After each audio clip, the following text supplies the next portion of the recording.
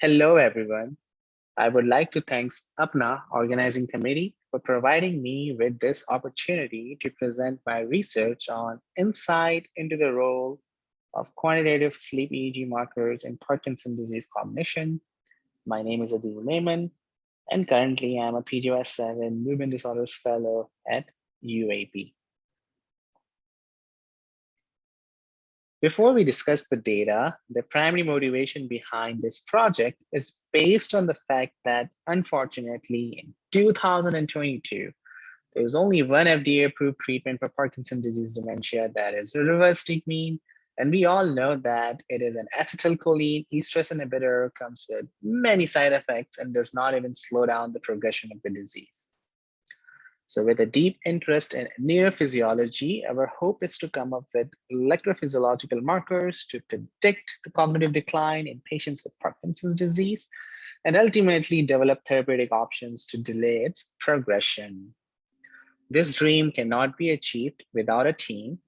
And even though I'm the one who's presenting the data, this work would not have been possible without the support from the NIH R25 Trainee Award to me, and then the outstanding mentorship at UAP, as well as the valuable contribution of all the lab members. So now this brings us to the objective of this presentation. First, we will discuss why is it even important to study cognition in Parkinson's disease, and why evaluating sleep quantitative EEG markers could be beneficial.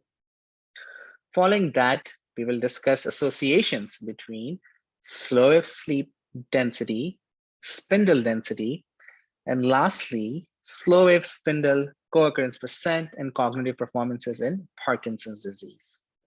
So in order to evaluate or understand the importance of cognition in Parkinson's disease, we will have to go back in time, particularly 1817, when Dr. James Parkinson first wrote the clinical description of Parkinson's disease in his essay on the shaking palsy, where he completely ignored cognition and described absences of any injury to the senses and to the intellect. It took the field almost 60 years to first realize the importance of cognition in Parkinson's disease, and it was first written by Charcot, who said, at a given time, the mind becomes clouded and the memory is lost.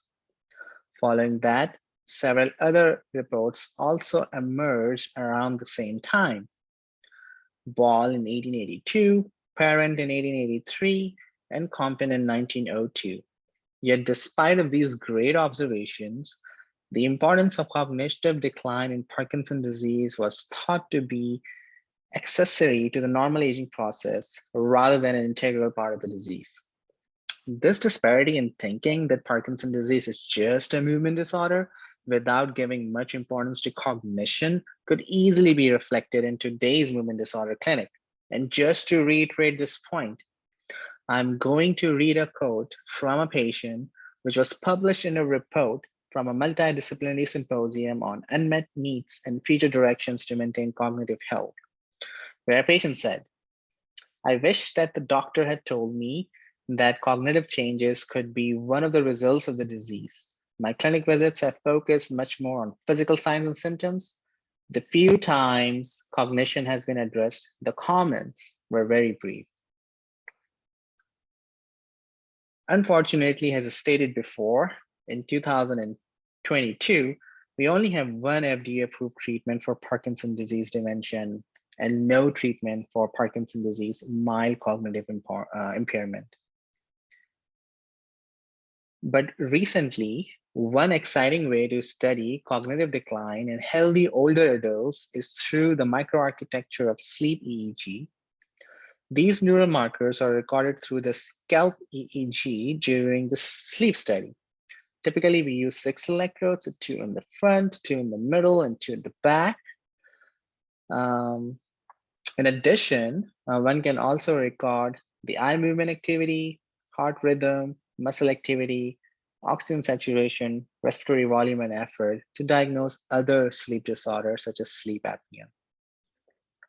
This panel over here shows the 2 main stages of sleep, It is divided into non-rapid eye movement and the rapid eye movement.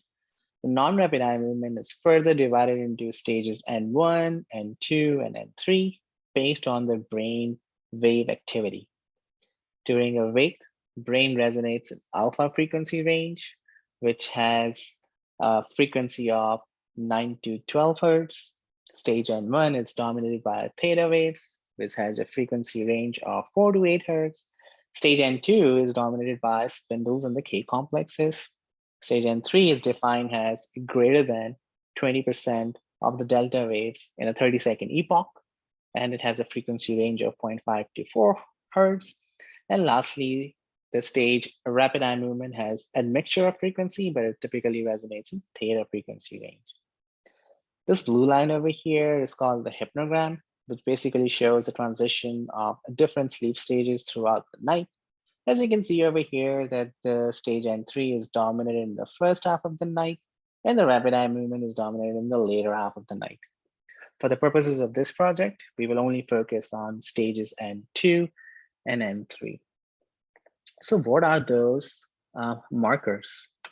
So in order to perform event detection, to detect those markers, we use parameters from the established algorithms from the literature.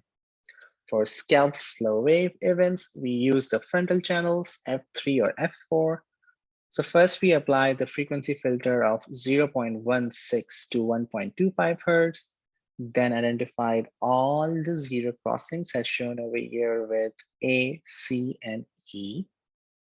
Then we set the duration of the slow wave cycle to 0.8 to 2 seconds and mark those events where the peak-to-peak amplitude threshold crossed 75th percentile. For sleep spindles, we use channels C3 and C4, applied the frequency filter of 9 to 15 hertz. Duration of the event was set on 0.5 to 3 seconds, and those events were marked where peak-to-peak amplitude crossed 75th percentile threshold. For scalp slow wave spindle phase amplitude coupling, first we identified all the slow wave events using the parameters mentioned over here. Then we obtained the slow wave instantaneous angle by applying the Hilbert transformation. Then we applied the spindle frequency filter on the same signal and obtained the instantaneous spindle amplitude by applying the Hilbert transformation again. And those slow wave angles were marked, which corresponded with the highest amplitude of spindles. So based on all of this, we come up with the following central hypothesis. Sleep quantitative non-rapid eye movement EEG markers will correlate with cognitive performance in Parkinson's disease. In order to address this hypothesis, we performed a retrospective study where we had 56 PD participants. Their mean age was 66.1 years. They were mostly Caucasian males, where the median duration of the disease was 5 years, mean MDS-UPDRS score of 54.4, and the median levodopa equivalent dose of 609 milligrams per day. All participants underwent a night of sleep study in the sleep lab, during which their brainwave activities were recorded through the scalp EEG. After the night of the sleep study, it was staged in the morning, and all the sleep data was converted to the EDF file format for further evaluation in the MATLAB. During the pre-processing step, all the electrical and the mechanical artifacts were visually detected and removed. Then the remaining data was used for the signal processing in the post-processing step, where we evaluated and computed the slow wave density during N3, spindle density during N2, and functional coupling between the slow wave and the sleep spindles during N2 and N3. In addition to the sleep study, patients also underwent level 2 comprehensive neurocognitive assessment, where we evaluated cognition in different domains. So the row scores for each test were adjusted for age, sex, race, and education as appropriate for each test to obtain the Z-score. Then the Z-scores were averaged together to obtain the domain score. Then the domain scores were averaged together to obtain the composite cognitive score, which was the primary outcome. As shown over here, higher scalp slow wave density correlated with better cognitive performances in Parkinson's disease. The correlation coefficient was 0.28, and the p-adjusted value was less than 0.05. Exploratory analysis shows that this positive relationship was driven by positive relations in executive domain and attention and working memory domain. We also found that the higher spindle density correlated with the better cognitive performances in Parkinson's disease. The stats are shown over here. And then the exploratory analysis shows that this relationship was driven by positive relationships in executive domain, processing speed, memory domain, and visuospatial domain. And lastly, higher slow wave spindle co-occurrence percent correlated with the better cognitive performance in Parkinson's disease. Again, the stats are shown over here. And this time the relationship was driven by executive domain, processing speed, memory domain, and visuospatial domain.